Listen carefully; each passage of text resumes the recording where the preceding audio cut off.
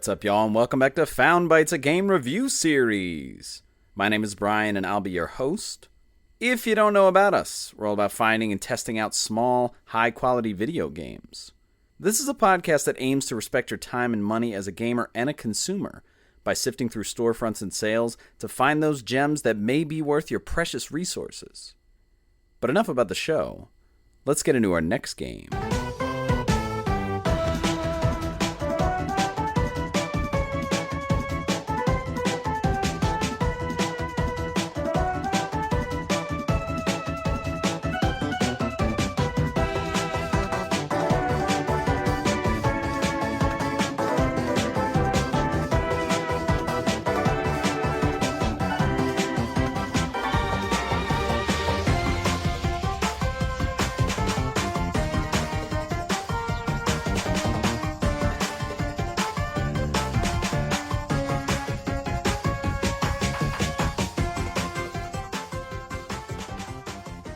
Pipistrello and the Cursed Yoyo is the game for this week's episode.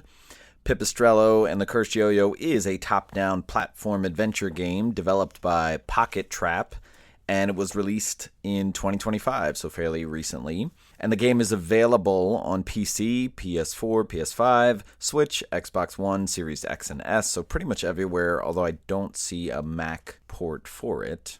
And just to compare it with other games that we may have talked about, so this is right in the vein of a top-down dungeon crawler, so old school Zelda, Link to the Past, Game Boy Color games, things like that. In terms of games we've talked about before, so obviously compare it to Under Dungeon, has that sort of same top-down aesthetic. Crypt Custodian, which we talked about recently, maybe a little bit of Tunic as well. But it's a lot of open roam in kind of like an urban environment, so it actually reminds me a lot of Retro City Rampage, as well as Shakedown Hawaii, those two games, because you're kind of traveling in like city blocks or like squares that like have roads and sidewalks and things like that. But it also has like a Metroidvania-like gated progression with the different yo-yo tricks that you learn to help you traverse in different ways. So a lot of those elements from those different games kind of put together here. The game released with an MSRP of $19.99, and if you're playing it straight through, you could probably get done the story in under 15 hours, but there's a lot of extra things to do, a lot of things to find, collect, and things like that, so maybe over 20 hours to complete it, maybe get the Platinum Trophy, which is what I'm trying to go for. It did have a physical release upon release in retail, so pretty much everywhere you can get it, I think for $35, the physical box. And then there is a collector's edition that's available in retail as well, and that is for $60. But I think that's the physical is only for PS5 and Switch. And there was a vinyl release that kind of just went live, and that is through I Am 8-Bit, and I believe that is $42 or $43 for that vinyl collection. I believe it's 2 LPs. And so I got this for PS5. I got the collector's edition, and I also got the vinyl, and I've put in more than 10 hours. I'm past halfway in the story, but I'm definitely taking my time being thorough. I want to get that Platinum Trophy, and honestly, it's because I love this developer. We've talked about them before. They made a game called Dodgeball Academia, which I absolutely fell in love with. And so as soon as I heard that they were making this game, I put it on, my wish list or whatever, and I've been monitoring it. So I jumped into the collector's edition, got it for $60. Really shout out to this developer because they're becoming a developer that makes small games that I am constantly relying on and knowing that when they're making something, I'm going to get it. So shout out to Pocket Trap, small team from Brazil, for this next game.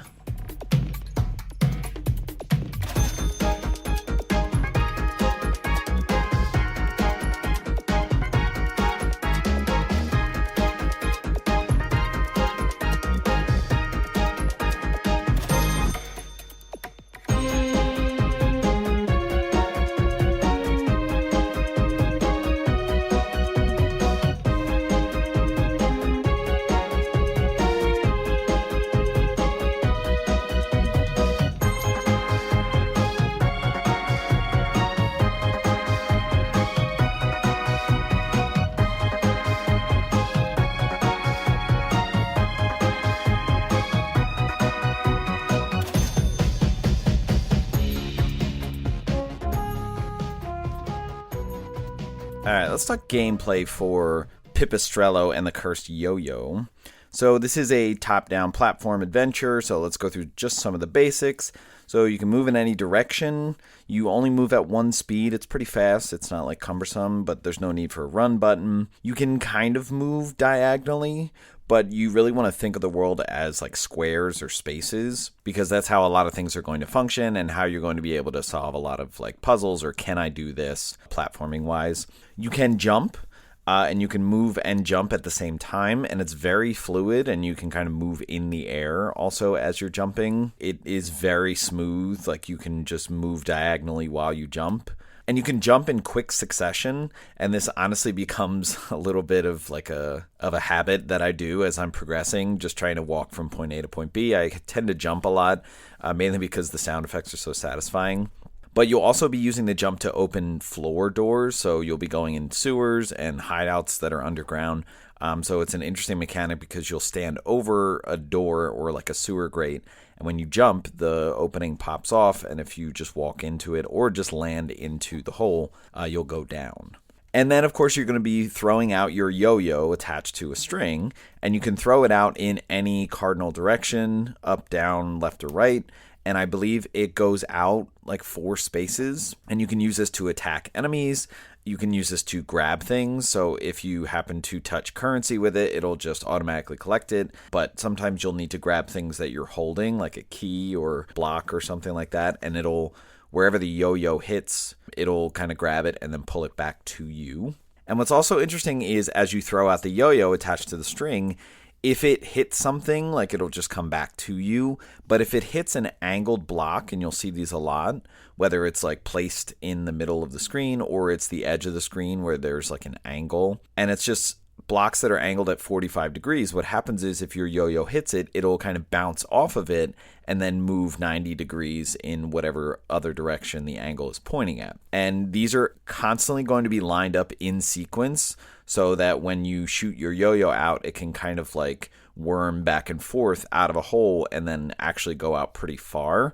And so anytime it hits an angle block, it almost sounds like a pinball, and it'll extend how far your yo-yo can go. But this is going to be useful for a lot of different things, whether it's hitting enemies that are far away or accessing items that you can't walk to, but these angled blocks can bounce your yo-yo to so you can grab something. It's really interesting how this works out and how often that you're going to be doing it. But let's get into other things. Let's talk about traversal in the game. So it's going to be a screen-to-screen game, much like an old Zelda game. Anywhere that isn't blocked, like by a building or something like that, often you're going to see roads that continue on into the next screen. So you just walk to the edge and then it'll go to the next screen. It's not immediate, but eventually different things will reset when you go screen to screen. So enemies is not going to be like you go to the edge of a screen and then go back and enemies come back. I believe they will only reset when you go into the hideout, but different breakables and boxes and things you need to clear out of the way so you can walk, they will come back when you go screen to screen and back. You'll also be finding like buildings and places to go indoors, so you'll just see a doorway and you walk in. Most of the time you're going to go into like a single room. It's probably like a puzzle room or even like a shop or something like that. But then, of course, you can go underground like we talked about, and then you'll go into a sewer, which might be one screen or it might be multiple screens. And even on the map, you'll eventually see that you can see the map of the above world everywhere that you've gone, but then you can go and see like the underworld, like the sewer, and a lot of them will progress and be connected screen to screen. Platforming is going to be a big thing here. So primarily you're going to be avoiding hazards, and these are going to be like water pools, pits, things like that. Also, as you're walking around in the world, there's going to be cars because you're going to be on streetways, and if you get hit by a car, you're going to lose health. So that is a hazard that you're avoiding. But most of the other ones are going to be things that you have to jump over, so there's going to be a lot of jump sequences. And the thing that you have to figure out here is how far you can jump. When you're walking and then jumping, you can cover any gap that is 2 spaces, but beyond that, you're going to need other things to get through. But like we said, like as you jump, you can move in the air kind of at a diagonal, so you might not need to jump a big gap if you can jump like a corner or something like that. Now, anytime you come across these hazards where you have to jump over things, if you happen to fall in the hazards, like the water or the pit, you will lose a health, and then you'll go back to like the last solid ground you were on. So think like Infernax. Other things that you might come across, there are going to be a lot of switches that'll have like moving platforms or switches to turn on or off hazards and things like that. There are going to be a lot of logic puzzles just to get you from A to B, sort of long sequences, one-way paths. And this might come back to the fact that if you fall into a pit, you go to the last solid ground you were on, because some of these sequences, you're actually going to be in the air the whole time as you're progressing based on the different moves that you get with the yo-yo and are able to do. When you're in these sequences, the feel of them, I honestly think that the timing is pretty lenient. Like, you are in the air maybe an extra half second than you might be able to get away with. That's good. I think it's fair for the timing. So you do have in these sequences where you have to act fast, like a little bit of leeway, but it still requires a lot of quick thinking, a lot of reaction. Sometimes you might do something, it could be the wrong thing when you're in that sequence, but you can easily recover by just continuing to try different things. So a lot of these are going to be tough, but fair, like I said, and the difficulty definitely paces linearly as you get through the game, and we'll talk about that when we get to pacing. You're going to unlock a lot of shortcuts. So loop around things. So we said like you've got long sequences or maybe you're going on a one-way path looping around the map. But then you're going to get back to kind of where you started and you'll be able to unlock, like you hit a switch and like a gateway comes up so that you just unlocked a shortcut. So a lot of loop arounds and things like that. And you will quickly find the fast travel mechanic in this game, which is the taxi service. And anytime you get to a fast travel post, you have to unlock it, and you can use it immediately. So you can travel to any of the other posts that you unlocked. I like that in a game like this, it doesn't need like a story explanation or anything like that. It's just right away, oh, there's a taxi service. Oh, there are these different points. Bam, you can travel between them. I think that's really nice. So let's talk progression and pacing. So this is very open explore. Like, you are walking around city blocks. Again, very reminiscent of Retro City Rampage, Shakedown Hawaii, games like that, where you kind of are allowed to just go and see what you can do. There is gating though, because like we said, first of all, unlocking shortcuts by going on those sequences, allowing you to progress and traverse a lot easier, but also you are going to get different traversal abilities, and this is where sort of like the Metroidvania aspect of the game comes in, where like once you unlock the ability, now you'll be able to travel across these gaps that you couldn't before, things like that. So nothing new for games in general, but this kind of subgenre, it is something that you'll see. You might need to remind yourself, but the map does a pretty good job of just like showing what's on it. Like if there's a gap or if there's water, you will be able to see that. So if you couldn't progress somewhere before, you can always look back at the map, and once you get a certain ability, think like, oh, I got that thing, I'll be able to go to that place again. And you'll be getting these abilities as you beat dungeons and the bosses in those dungeons. You might get it by beating the boss, or you might get it like in the dungeon or on your way to the dungeon. It's not really uniform. But there are 4 kind of main dungeons in the game. They're marked on the map. And as soon as you start the game, you'll see the first 2, and you'll have to beat them. You can beat them in any order, but then that'll unlock the last 2. So it's not just like a total free-for-all like the original Zelda, because you are getting abilities that kind of gate where you can progress. When you go into these dungeons, you'll be going in sort of like a door or something like that, and then it's kind of a contained area. It's very Zelda. Each of these are unique. What you have to do to progress in these dungeons is different. It could be finding a bunch of keys to unlock things. It could be all kinds of things. So I like that it's sort of unique. They're not just like rinse and repeat. It's not like elemental like Zelda as much. But beyond the 4 dungeons, there's a lot of extra things in this game to do. And a lot of these are going to be puzzles or platforming sequences where you're trying to acquire different things. It could be collecting money, currency, badges in this game, which we'll talk about, or upgrades to your character, which we'll talk about as well. I would say the majority of the game is a lot of these extras. There's only 4 dungeons, but you can go into a new area and then all of a sudden like you're getting distracted by different things. The map is really good about once you get into a new screen, it'll show you everything on the screen that you haven't been to. So it'll have like sewer grates, doorways, and they'll just have an exclamation point if you haven't gone to it. If you have gone into it and gotten the puzzle or gotten the item, you'll most likely see a little check mark where that doorway is on the map. So that's a nice way of progressing and tracking what you've done so far.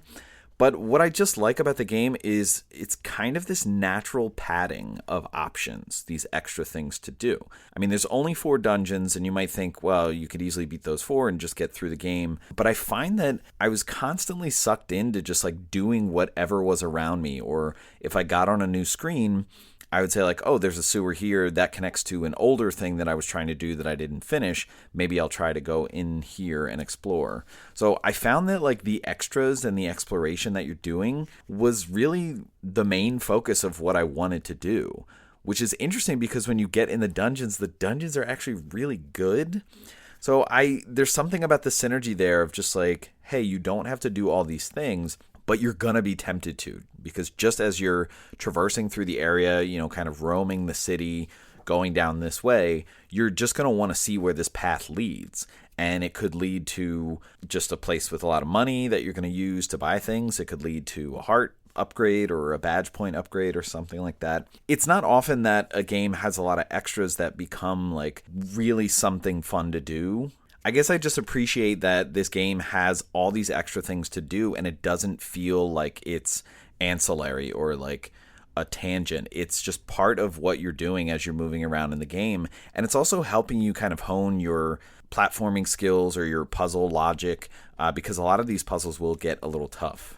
And speaking of the puzzles and tough, the challenge in this game is really interesting. Most of these puzzles that you're coming across are just logic puzzles that can be done at any time. Very few of kind of like the off-the-path stuff to do is waiting for you to get a certain move.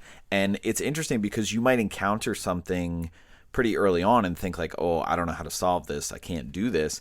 And then you realize later that you could have done it. So that happened a bunch of times for me. There were still a fair amount that were like, you needed to have this move to be able to get this heart piece here. But that's not what I would say is like the majority. Most of them are just logic puzzles, and you can get them pretty early. It just takes some time to sit there and look at it and figure out like, oh, I can actually do this with the yo-yo and get this way. Regardless of whether you can do it right away or you need a Metroidvania move, being able to solve a lot of these puzzles requires understanding the yo-yo and what you can do with it, both physically and also logically. So obviously you can throw the yo-yo out and kind of reach something and then it'll come back, but also pretty early on you get the mechanic where you can actually detach the yo-yo and throw it, and it'll keep going until it hits something. Now, if it hits an angled block, it's going to bounce off at the 90-degree angle in the other direction. And a lot of these rooms are set up where the outside perimeter of the room is all angles. So you can actually have instances where the yo-yo is either perpetually like circling around the perimeter of the room, or you can throw it on one side and then catch it on the other. And this is going to be useful because a lot of the puzzles might involve grabbing an item, but having like a barrier that it can't pass through, and you have to figure out how to like get it on the other side without walking it through the barrier. So that's just one example of a type of thing that you're going to come across, but a lot of these puzzles are going to be single room puzzles where you just walk into a door and like you see the heart piece and you see whatever is in front of you. Maybe it's behind a locked door, maybe it's behind something that you need to hit a switch for, maybe it's a timed thing, and then you're going to have to figure out in that room how to open that so you can access that heart piece. You're also going to come across these like challenge vendors, and this is not anything new. This was also present in Dodgeball Academia, where like you're going to have tiered challenges like from an NPC, and you can either do them all right away, or some of them you actually need time for the next level to appear, so you'll come back to it. These are interesting. Some of these are battle arenas where you're doing combat. Some of them are like jumping mechanics. As you're walking around in the game, you're going to come across a lot of combat encounters, and there's going to be a pretty high frequency of these, and they're going to be groups of enemies for the most part. Maybe in the beginning you'll have like single enemies around. Really, it's going to come at like you turning a corner and then all of a sudden there's a bunch of enemies there. Not unlike anything we've seen before in like Tunic or Crypt Custodian or even Trigger Witch. Also, as you're progressing through the game, you're going to come across the hideout, which is basically where you can go in, do your upgrades, customize your loadouts or different things, and then access your vendors, which you will find throughout the game sort of as part of the story. And these are going to be available very frequently. It's access to the same hideout, but you're going to access it from many different locations. So it's just like the save point that you teleport to whenever you see the red square that you have to jump on and go in. So the hideout is something that you're going to come back to. Whenever you go in the hideout, you will regain full health. But this is really where you're going to customize your character and get into what you have and equipping things. So let's talk about your character. Obviously, you have the yo-yo. There are different yo-yo moves. Some of these are going to be more useful in battle. Some of them are going to help you traverse, like we talked about, sort of like the lock and key Metroidvania stuff. But there are moves that you're going to be able to do all the time. And these are the ones that are pretty much going to be helpful for progressing, traversal. But then there are going to be moves that you can swap out when you get to your hideout. So like you'll have on PlayStation a move with square when you hold it as like a charge move. And then you'll have a special move with triangle. And you'll get more moves as you progress through the game, and you can swap them out at any time. There's a good variety and use to them. Like some of them are like AoE stuff. Some of them are like one's a parry move. It's a bit cumbersome to swap these, I feel like. The first two that I got was one where you throw out the yo-yo, and if you hold it, it'll like keep spinning the yo-yo and it can keep damaging an enemy that's there. And then the other one is like the all around the world. Just you're swinging the yo-yo around and knocking back a bunch of enemies. I really like them. They're the first ones that you get, but I just got so used to having them that I miss them when I don't have them, so I want to swap back. And having to go back to the hideout just to swap these is a little frustrating. I would have liked maybe if I could just use the D-pad to swap between them so I didn't have to go back to the hideout. But there is a good variety of these. Maybe different ones are useful in different scenarios, but I definitely would have liked to have access to these just as I was walking around. You will have heart containers, so that's your health. You'll start with 3, and as you progress through the game, we talked about going into different rooms, different puzzles. You're going to find a ton of heart piece upgrades. Now, what's interesting is the first time I saw this, I was kind of taken aback. You need to find 8 of them to get a new heart. And that seems like a lot, but honestly, with the frequency of the puzzles and the exploration that you're probably doing when you're going onto new screens, you're going to be doing this a lot. So you're going to find these fairly quickly. And so I have like 5 or 6 hearts right now. So I find a lot of these upgrades because there's a lot of puzzles. And so I don't think that it's that much to find 8 of them. There is also a badge system with badge points. So think Paper Mario, think Bug Fables, where you're going to find different badges that have different functions for you to make things easier for you, to upgrade you, but you have an allotment, and each of these badges requires a certain number of badge points. So you're going to find badges, you can equip them when you go to your hideout, you go to the bench. There's a good variety. These don't overpower the game by any stretch. Some of them are good for battle, like bolstering yo-yo effects, the damage that you do, the stun that you can do, or the pushback distance, things like that. But also there are ones that can help you with traversal, ones that can help you with hazards. One of my favorites is one that if you jump onto water or some kind of liquid, you'll get 1 bounce. So like you can bounce once if you're jumping. Really like that. So there's a lot of badges that make things more convenient for you. And also you can find upgrades to your badge points. So just like you can find heart containers, you can find these badge point shards. And interestingly enough, we said it takes 8 to level up a heart. It only takes 2 to level up a badge point, which I think is kind of fair because 1 badge point might not get you that much. Like some of these badges need like 4 or 5 badge points to equip. So the frequency that you're getting these, I think is pretty fair with the upgrades for the badge points. And we talked about finding vendors throughout the game. There's 2 that you'll get pretty early on. I don't know if there's more than that. I only have 2. But these vendors will be in your hideout and allow you to upgrade different things. One of them allows you to upgrade yourself. So there's like a skill tree where you can upgrade your attack, you can upgrade your badge points, you can upgrade, again, similar things that badges do, kind of in more concrete ways. What's interesting is to get an upgrade on the tree, you have to pick one of them and the guy loans it to you. And it says like how much it costs. So basically you have to pay it back as you're collecting currency after you get it loaned to you. So I don't know, I see a similar thing with like the Happy Mask Shop in Zelda Ocarina of Time. But basically what happens is you'll see an upgrade, you click it, it says like $500. So you get the upgrade, but in red under the upgrade, it shows like negative effects. And it'll be like, oh, your attack goes up 1, but the negative effect in red is like your total badge points goes down by 1. And you're thinking like, oh, that sucks. Why would I get that? So what you have to do is you have to collect gold as you're progressing throughout the game. 50% of the gold you collect goes to the loan. So like up in the top right corner, it'll show like your gold, but then like how much you owe in the loan. I know this seems complicated, but it's really not. It's something that's just going to happen automatically. But basically, you're picking an upgrade and you're choosing to take on the negative effects. But once you pay off the loan, you go back to your hideout and then you tell the guy, hey, I paid it off, and you'll get that upgrade and it will remove the negative effects. So it's like as long as the loan is still in play, you have the negative effects. It'll make more sense when you look at the skill tree, but there's a couple different options you can take at any time.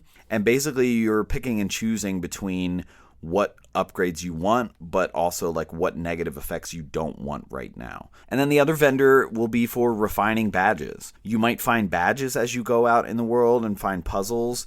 You might also find badge blueprints where you take it back to the badge vendor and then you'll have to pay to like make that badge. But then you can refine the badges, meaning upgrade them once. And this is really cool because upgrading them can either decrease the cost of the badge points or it can increase the effects of the badge or both. But in all cases, you're using money or whatever the currency is to pay for all of these things. I actually found that as I was moving around in the world, I was getting a lot of currency pretty frequently. And so I wound up like refining 4 or 5 badges at a time every time I came back to it. So let's talk about combat. So combat is pretty fast paced. So the enemies that you're going to come across, there's going to be variation in their movement, how they move, their attack strength, the speed at which they move. Some of them will come right at you. Some of them will slowly kind of get to you, as well as the projectiles that they'll shoot, maybe single, maybe like a spurt of them, maybe a constant stream. So you're going to have these ones that are like blobs that are slow, jumping towards you, flyers that move slow, flyers that move fast, ones that shoot, ones that do AoE, melee attacks. So there's a good variation. And again, much like games we've talked about, like Trigger Witch, like Tunic, you're going to have groups that are a bunch of different ones. So you have to deal with them collectively, but as well as individually. And you can do that by using your environment, which is pretty interesting. You can actually use hazards. You can push enemies into pits. If you're in the street, you can wait till a car comes and it'll hit them and deal damage. So you really want to use your environment. Again, we talked about the layout of a room and the different angled blocks, like being able to throw that yo-yo, maybe have it perpetually going around the border. If enemies are hanging there, you can easily do a lot of damage to them. So really wanting to use that environment, use what the room looks like, as well as your abilities to your advantage, as well as that there's friendly fire. So some of the big guys that do like melee smashes, AoEs, like you'll see a red spot that takes up 6 blocks on the ground before they're about to do it. If other enemies are in that, they can hit other enemies. You can lose health, obviously, in a couple different ways. If you touch an enemy, if you walk into them, you will get hit. So not every game is like this, but definitely in this game, you don't want to touch enemies. If you do get hit, you will have an invincible period where your character is kind of blinking and you can't get hit again. The projectiles that enemies fire, they can hit you as well. You can jump over them. A lot of this happening with large groups of enemies, your encounters can become a lot of dodging projectiles, getting out of the way of hazards. It's pretty fast paced and it can be hectic. And the bosses are really interesting. There's obviously 4 of them because of the 4 dungeons, but these are just bigger enemies that have a larger health bar. And when you get past certain amounts of the health percentage-wise, there'll be different phases where they do different moves or different AoE stuff or interact with their environment differently. It really just becomes a battle, not just with the enemy or the boss, but also with the platform environment that is getting created in this sequence. And then finally, in terms of accessibility, so we've talked about your health points, hazards. If you fall into a pit, you will lose 1 health and go back to the last solid ground. If at any point you run out of health on a screen, you can re-enter the room, or you can return to the hideout, which would be, I guess, the last access point from the hideout that you went in. I'm not sure how that proximity comes into play, but if you die on a screen, you can retry. You don't get full health back when you retry a room. I don't know what you get, maybe like half of your health, or maybe it's part of the upgrade system, how much you get back. There's no difficulty options like easy, normal, or hard or anything like that, but there's a lot of customization you can do. In the menu, there's a difficulty tab, and when you go to it, there's just a bunch of manual adjustments you can make to things to make the game easier for you, almost like adding golf handicaps. So like you can manually increase your max BP, your max HP, the damage that you take, the damage that you output, how much money you get from enemies, whether you get more heart drops because you can like pick them up from enemies whenever you lose hearts. There's a lot of different options to make this game easier for you, and I think honestly that's a lot more helpful than just having easy, normal, or hard, because you can pinpoint the aspects of the game that you're struggling with and where you need assistance. So I really like that, and I like that it's on the menu right from the beginning. The map and the icons, very helpful.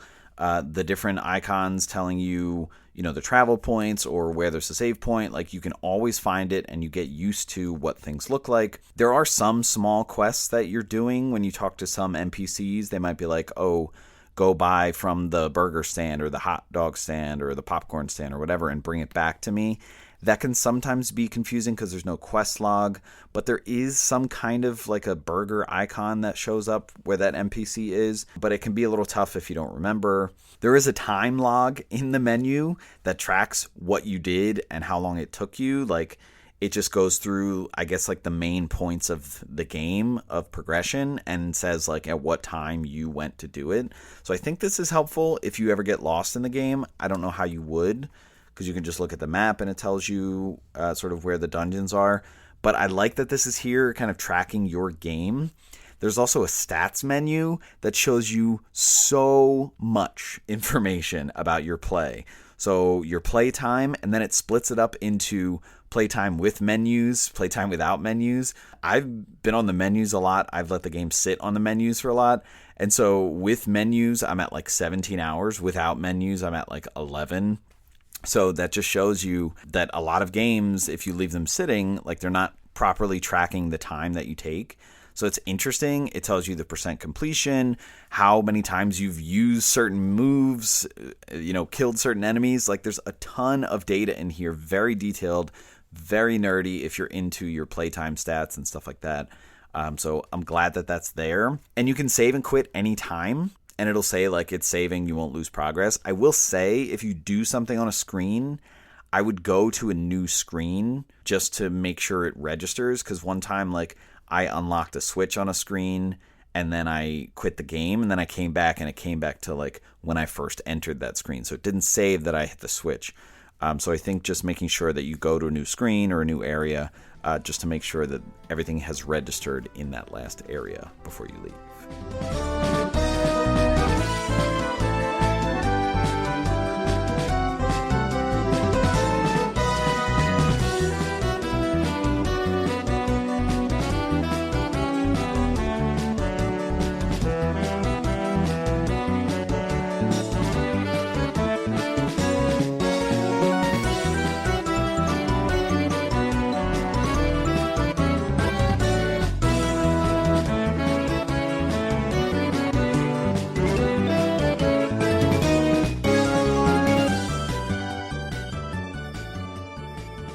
All right, let's talk about the vibe of Pipistrello and the Cursed Yoyo, and let's start with the visuals. So this game is heavy pixels, really pixelated, and it's really trying to give you that Game Boy Color aesthetic, but it's super zoomed in, which is interesting because you see these large block pixels in your characters and stuff like that, but at the same time, there's a ton of detail in the characters and the color, and there's so much color. I would honestly make it out to be like Retro City Rampage, but like even more zoomed in, but a lot clearer. So it's weird because you're zoomed in and the pixels look big and there's still a lot of detail. I don't know how to really describe that to you, but something about the larger pixels and the bright colors, I think just makes it so obvious. as well as the color contrast, which we'll get into. The game is very, very colorful.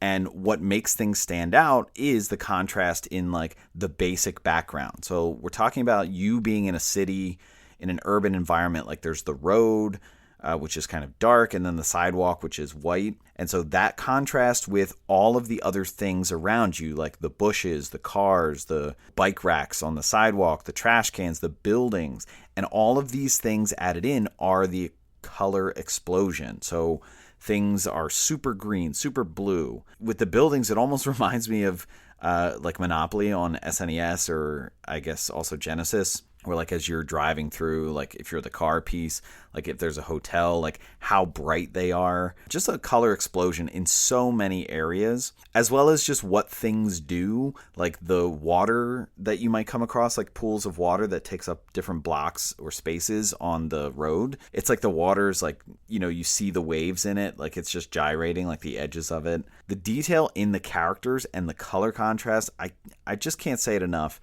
And not so much like the road and the color of your character, but like the skin color of the character and the outfit. Like you're going to see these bikers with these dark helmets on and their yellow skin color, as well as being able to see like the physical features of the character, like what they're wearing accessory wise, as well as the expression on their face. Some of them you'll see like a clear frown or a clear smile or whatever. And also other things like your character, other NPCs, they kind of like the water, like they're just bouncing, they're gyrating. It adds like a natural rhythm to it, as well as if you go up to enemies, you'll see the exclamation point icon once they see you. But other indicators that make the game easier, there are crumbling platforms that you'll come across where like as soon as you step on them, like they go down a shade, so you know like you have limited time. The barriers that don't allow items to go through. If you try to take it through, the item will come back and then blink in red. If you throw the yo-yo and it lands somewhere, which is something that can happen, like you throw the yo-yo to detach it and then it lands somewhere, you have to manually go pick it up. But if you leave it there after a certain amount of time, it'll start to blink and disappear and you'll get it back. Audio in this game, I love the music. I just love it, and I expected to love it, which is why I bought the vinyl soundtrack before I even started the game, because I loved Dodgeball Academia. I loved that soundtrack. It was just so infectious. And the music here is just as good. It's fun, it's energetic, yet it's simple. It kind of captures that Game Boy feel, kind of that synth kind of chiptune. At times it's high energy, other times you get like somber pacing going on. Like it's interesting because it actually complements the state of different areas. I feel like you might come to an area that seems a bit run down, like a part of the city that's a bit run down, or I honestly felt that communication through the music, as well as if you're with different characters, like your character, like I feel like there's a lot of the high energy that's just like your focus. Your character is just looking for fun and energy, the next cool thing to do. Also, in terms of sound effects, I really found a lot of the sound effects satisfying, whether it's like hitting an enemy or getting your yo-yo back on the string is just like that. And if the yo-yo blinks out, like it landed somewhere and then comes back to you, the sound effect that comes in there is really satisfying to hear. And finally, in terms of setting and themes, is really interesting in this game because it centers around you, your character. Your character's kind of a little punk. He's like part of a rich family, so he doesn't have any cares or worries, not making much of his life. He wants to be a yo-yo pro. He's trying to, and it's just like not getting a job, not worrying about anything. It's really interesting because that character plays a role in this, and I haven't quite figured it out, especially with the other NPCs, the story NPCs, the bosses. But basically you're part of a rich and powerful family, and the other bosses are like these different local businesses or competitors. And so there are interesting themes that come up. There's themes of revenge.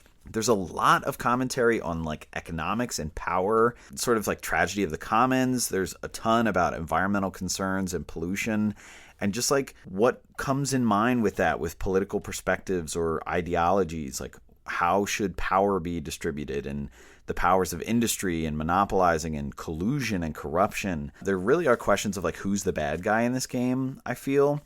And it's interesting because the game, as you're progressing, focuses from the perspective of your character, who's this little punk, right, who doesn't really care about anything. And so He looks at everything from this simple perspective, like this world is trivial or the problems of this world are trivial. You just want to get back to throwing your yo-yo around and being the champ or whatever, but you're dragged into solving the problems kind of like reluctantly. But it's interesting how that juxtaposes with like these serious issues and societal commentary filtered through this perspective of just like this little punk who's like, nah, I don't really care about this. Like, let's just bounce around and find new yo-yo tricks, where like the story's unfolding and it's actually pretty heavy what's going on.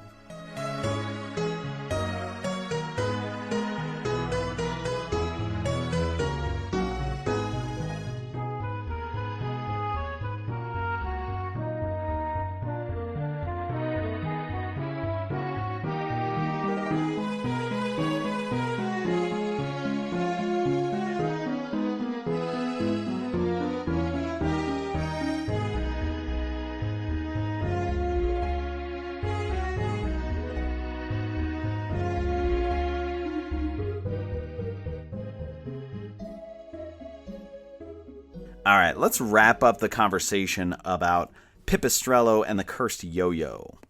This is an incredible game and an incredible experience.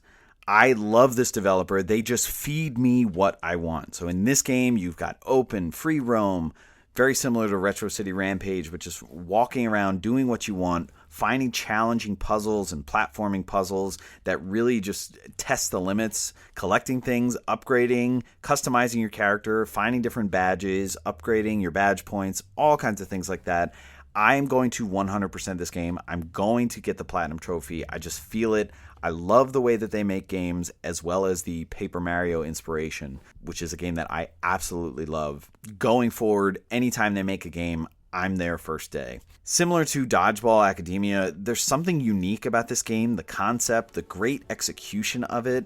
I mean, having a yo-yo and the powers that come about and like how that ties into the story, as well as what you're doing and what you're able to do, the combat, the traversal. It's interesting because it's constantly fresh, well-paced, and yet has a nice challenge to it.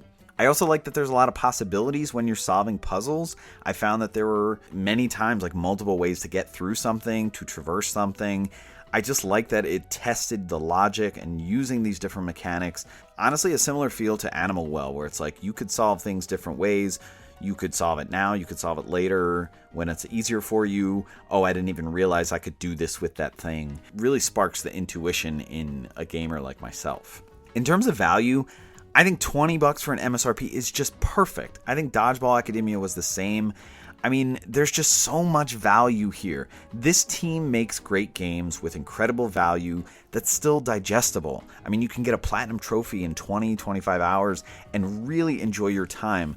I've done so many games where I'm getting the Platinum Trophy, I'm 100%ing the game, and I just feel like as I was going to do that, it kind of ruined the experience for me. I don't feel that here. The game does not overstay its welcome. It respects your time. If you find this game on sale, it's a steal. $20, great price. Buy it at full price, support the dev, but any sale is an absolute steal. Like I said, I got the collector's edition. I paid $60. I don't know if I needed the plushie. I thought there might be more to it, maybe even like a booklet in there. I didn't get that, so maybe I didn't need to spend it, but honestly, I don't care because I'm glad that I have the physical disc, and I'm excited for the vinyl to come because I really love the soundtrack. This is a great game for anyone who is a Game Boy dungeon lover, old school Zelda. If you love those games, you're really going to be at home here and love it. But honestly, anyone could play this game. It's fun, it's fast paced, and it has unique challenges, and I highly recommend this game. All right, that's going to wrap it up for this episode. Stay tuned for our next episode to see what new game we found for you.